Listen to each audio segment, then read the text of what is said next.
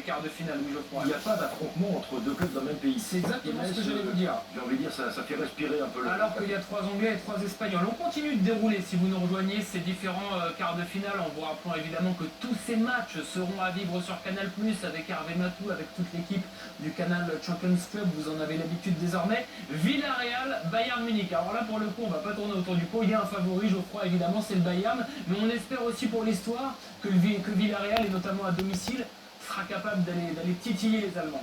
Mais on peut l'espérer, on peut même le penser. Quand on a vu les problèmes que Villarreal a posés à la Juventus sur les deux confrontations, on rappelle que Villarreal est allé gagner 3-0 au match retour à Turin, n'est-ce pas Salim, en moins d'un quart d'heure.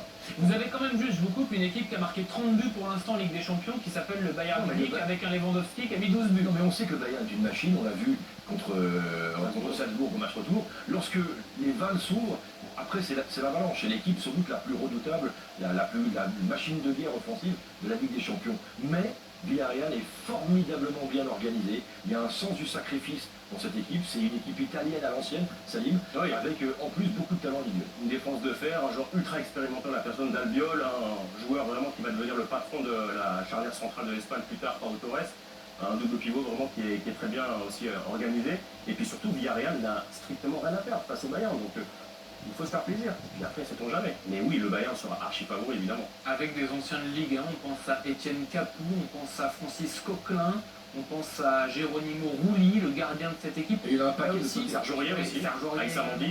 Ouais. Là aussi, il y a une belle histoire, et vous avez évidemment l'entraîneur. Là aussi, il y a des belles petites histoires.